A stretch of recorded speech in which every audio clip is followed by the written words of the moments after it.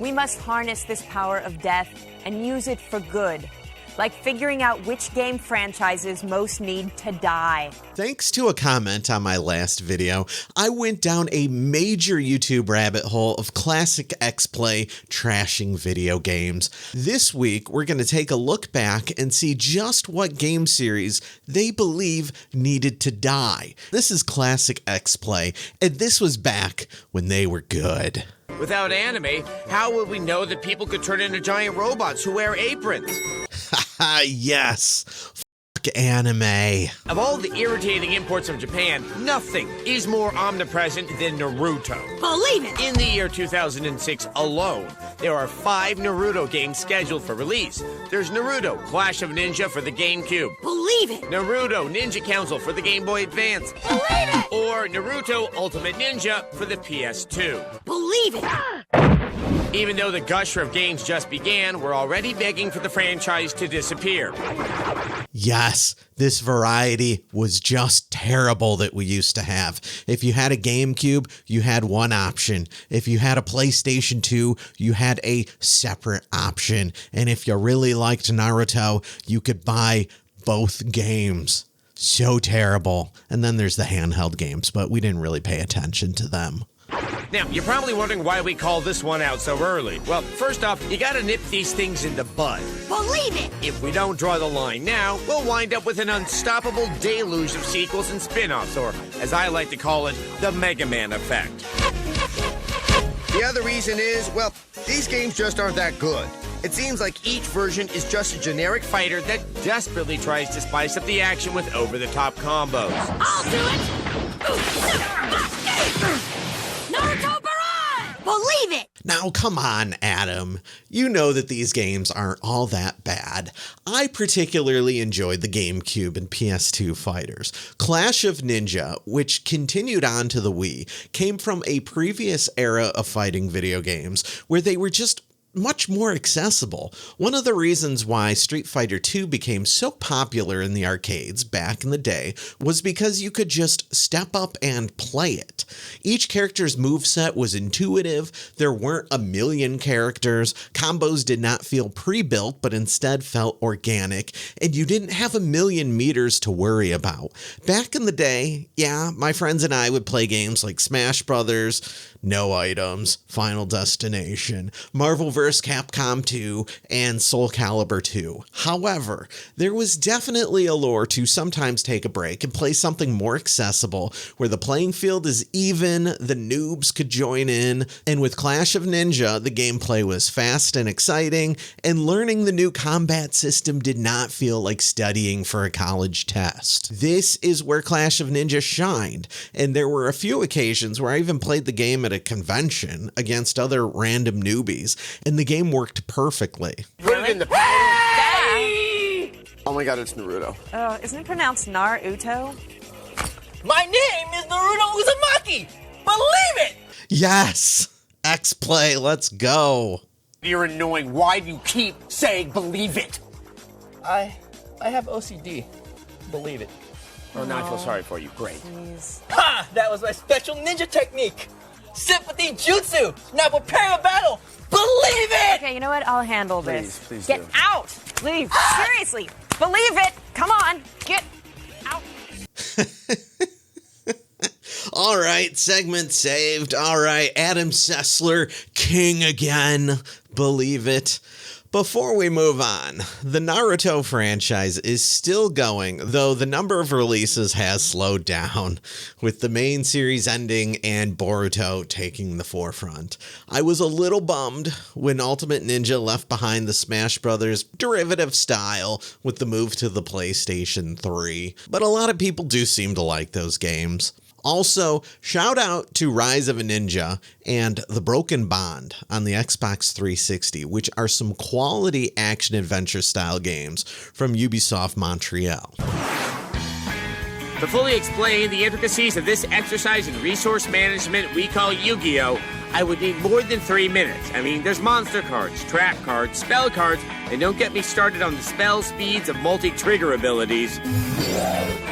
To figure this all out, you would need to be a paralegal, have a degree in TV VCR repair, animal care speciality, and general hygiene. Wait, duelists don't need that last one. Man, I like the Yu-Gi-Oh games. At the height of the series, we were getting yearly mainline releases on the Game Boy Advance and then later Nintendo DS, which made sense at the time because the card game is ever evolving with new cards constantly coming out and a meta that is always changing. Remember, you didn't just have DLC back then.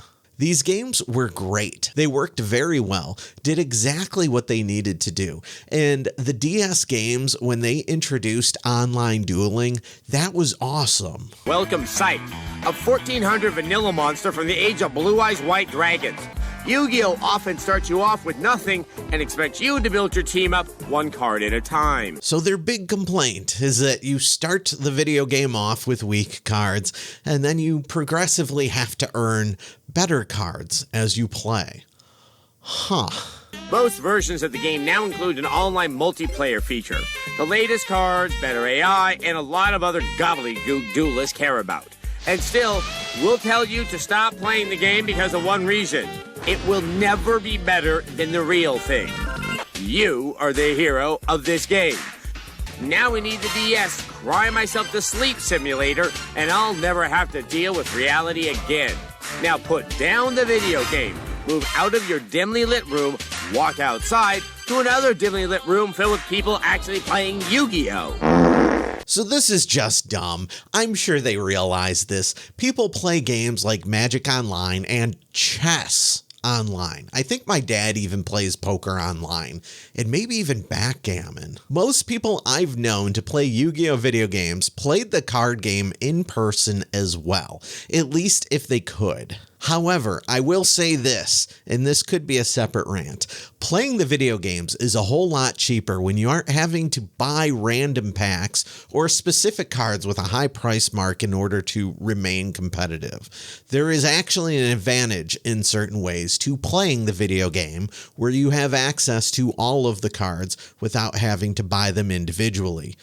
Well, at least with Yu-Gi-Oh! Magic, you can't really do that. Sometimes others must die so you can live.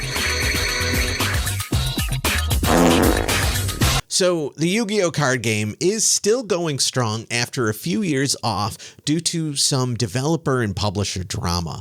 Unfortunately, for a while, the game just wasn't getting the updates that it should have been receiving. The side games have waned over the years with no more Capsule Monsters or Dungeon Dice spin-offs. And man, I would love to review another 5D's kart racer, but what's most important though is that you can get a pretty up-to-date version on PC and consoles.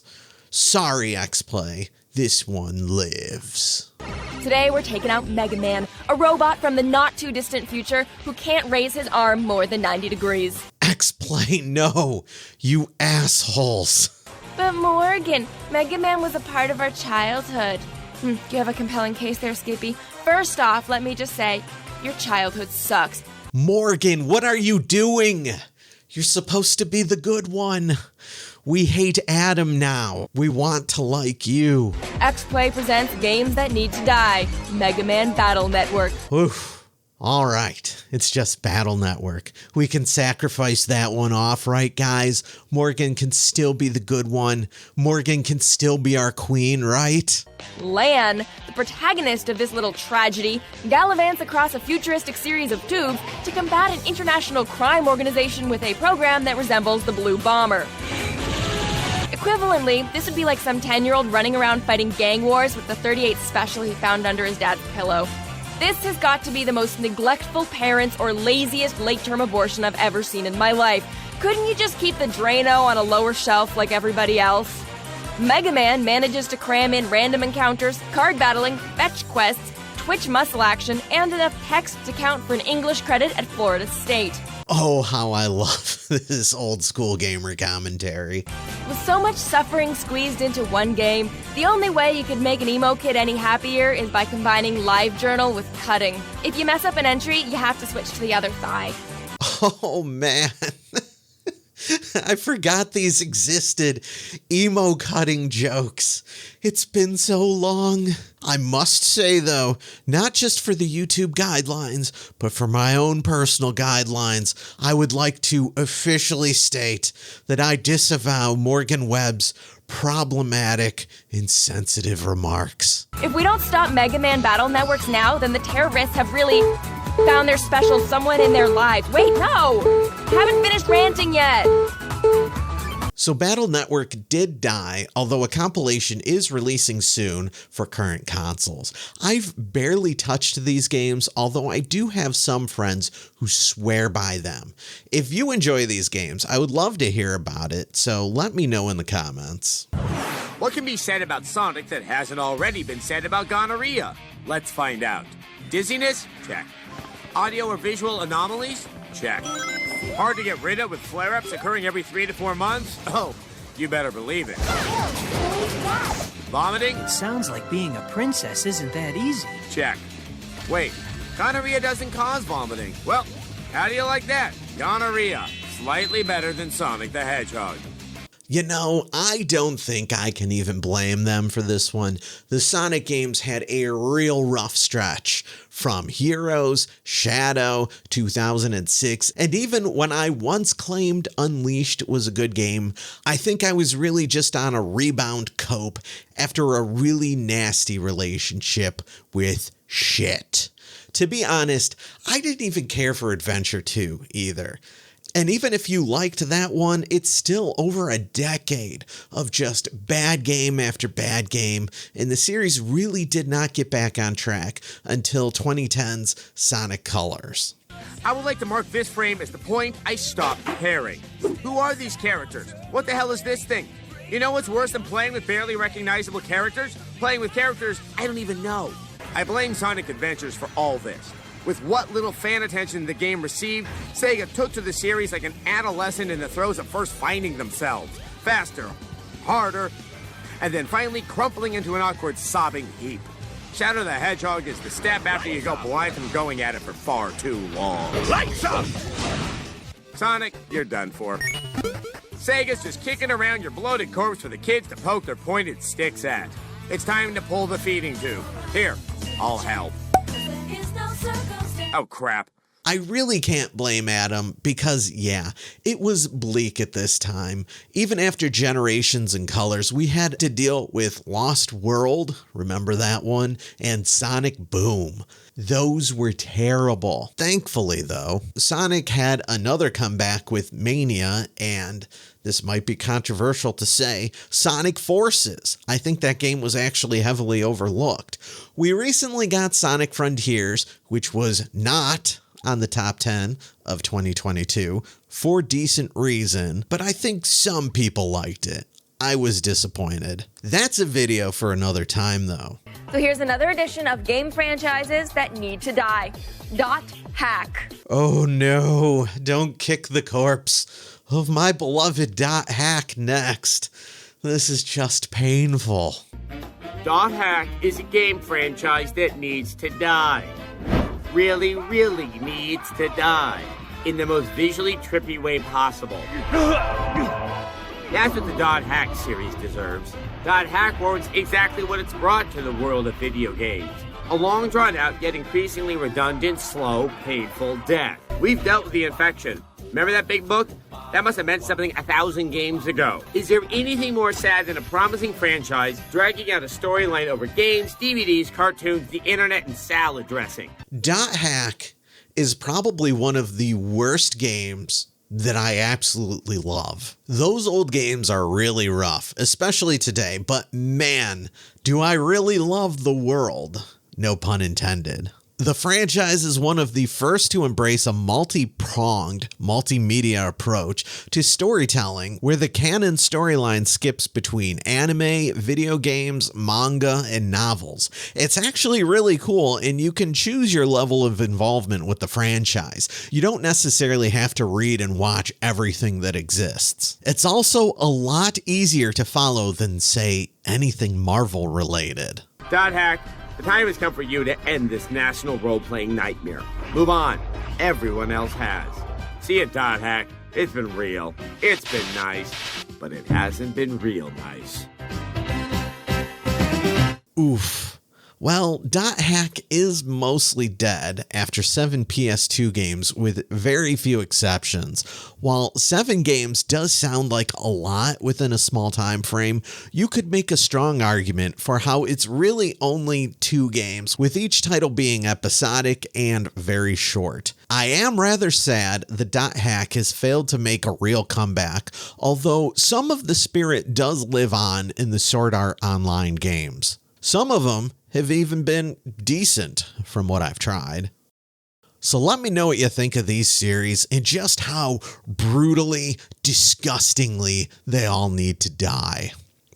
Really, though, what fascinates me sometimes is taking a look at some of these franchises and looking at the off games. Like Naruto is huge. It's still going in a sense. And there have been so many of these off games that have just sort of came and went that nobody ever talks about anymore. So if you've actually played any of them or any of the other sort of off games from these franchises, I would like to know your thoughts. Also, of course, like and subscribe. And don't forget to follow me on Twitter @NeverChris. Thanks for watching.